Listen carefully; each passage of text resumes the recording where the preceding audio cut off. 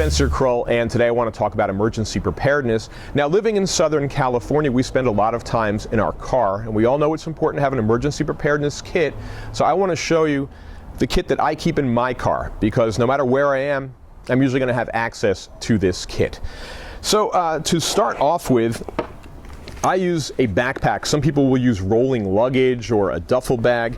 I recommend anything that you can carry or move around easily. Now I use, as you can see, it's a pretty large backpack. I go to camping stores to get my equipment, and I use a heavy duty backpack. This is one thing that I really don't want to scrimp on, because I want to make sure that it's going to be able to carry everything that I'm holding and that it's going to last for the amount of time that I need it. So not only do I get one that has heavy material, but I also get one with nicely padded straps and a strap that goes around the waist. And the reason this is important is it keeps the weight off of solely from off of your shoulders, and you can carry larger loads for a longer period of time. It also gives you stability if you need to bend over or do something while wearing the kit. All right, so we've gotten the backpack. This is where I keep my materials. You might want to keep them elsewhere. Let's talk about what's actually in the kit. First thing is emergency contact list, as well as a meeting place plan. Everybody in your family should have a version of this, whether it's in their wallet or at least know it really well. Phone, in terms of emergency contacts, phones often go out in-state, so it's important to have an in-state contact as well as an out-of-state contact. So our contacts are in New York, so if something happens here, hopefully things will be okay there. We can call them, and everybody has those numbers, and we coordinate through those people, just letting them know that we're okay and where we're meeting. You also want to have a meeting place put down in there. You should have two meeting places, one of them near your home, and then another one a little bit further from your home in case you can't get near your home for whatever reason. Roads might be out, or there might be flooding or fire. Okay, next thing in the kit, first aid kit. You should open it up, look through it, see what's in it, familiarize yourself with it. This one has ibuprofen and Advil and things like that in it, so I know that there's certain things I'm not going to need to buy. I always buy either mid-range or top-range stuff, because I find that the less expensive kits, they might make you feel better buying them, but then when you need to use them, they're not that usable. Flashlights. I recommend heavy-duty flashlights. This is a Krypton bulb, but others now have LEDs. Either way, I like a good flashlight. This one is focusable, so you can look at things from a distance. I also have glow sticks. I have different types of glow sticks. These last for 6, 8, and 12 hours. They're different colors. What's nice about them is they give an overall glow, more like a lantern, and you can also use them to signal people or to mark certain areas. Now, after an earthquake, there may be some damage to areas, obviously. There might be some debris. So I have heavy work gloves. And so in case I need to move any debris, I've got heavy work gloves. I have a face mask, so to keep dust away, as well as safety goggles. I also have a hard hat. I do community emergency response, so in case I'm going into a building or something, I have the hard hat to protect me. But another reason you might want to consider getting a hard hat is by having a hard hat, it kind of makes you a symbol of authority, because other people might be running around with chickens without a head on. And you might be able to organize your neighbors or organize the people around you, because you have a hard hat, you're going to look like you know what you're doing. I have some basic tools. I have a multi-tool here, which is kind of like a army knife style thing, except it also has pliers on it, has scissors, some small screwdrivers. I have a hammer, which I use, which if there's a lot of debris, this can be a really important tool, as well as having the pry bar end of it. I have a screwdriver, and I buy one of those multi-sided screwdrivers, so I can have many screwdrivers in one small space. And I also have a pry bar, or a crowbar as some people call it. In an earthquake, a lot of times doors and windows will get skewed and you won't be able to open them. They get jammed shut. So this is your way getting in and out. Now, other things that I keep in my earthquake kit, I keep about $50 in singles and $10 in quarters. And the reason I do that is not going to be any ATM machines working, or there might not be any.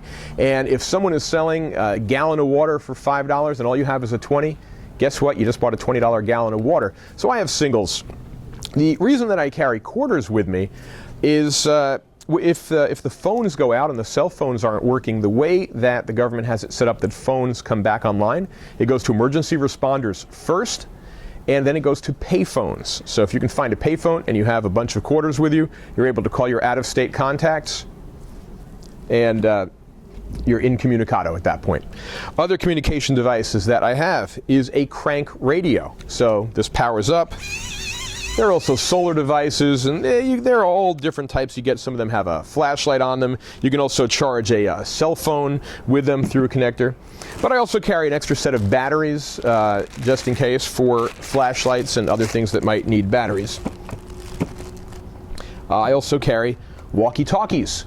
And I have the walkie-talkies here in case I need to go up and take a look at down at something and communicate back to someone if I'm working with them. So just a really handy tool to have if you're going into a building to report on what's going on. Really handy to have. And the most basic communication tool, of course, is the whistle. And you can use this to signal for help, letting people know that you're in an area, or you can set up signals if you're working with somebody to let them know that 2 whistles mean there's no one there, 3 whistles means that we need medical help.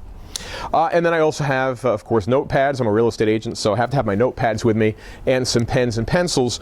But you might want to take notes. You might want to leave notes for people, so it's important to have that as well. And then food and water, also very, very important. I carry around a water bottle, a sport water bottle. They're light, and you can store things in them. I keep the batteries actually in here, and in case you come up to a supply of water. I also have with me, where did I put that here? Oh, here it is, a water bag. I'm holding it right here. This is a water bag. This holds up to 5 gallons of water in case I find a water source. Now, in case I don't find a water source, I carry this. This is Coast Guard approved water, emergency water. It comes in little 8-ounce bags. These are good for, I believe it's 5 years. Yeah, 5 years from the date of manufacture.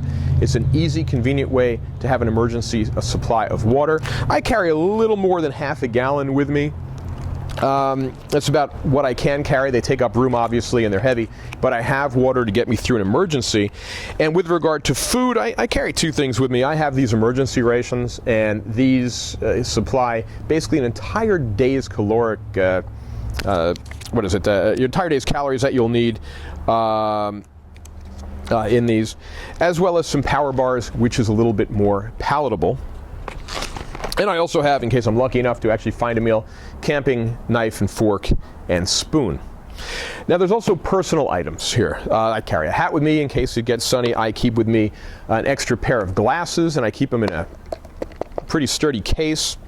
I also have medications. So Benadryl because I have allergies, and then some prescription medications that we have. In terms of personal hygiene, this might be your toilet for first couple of days.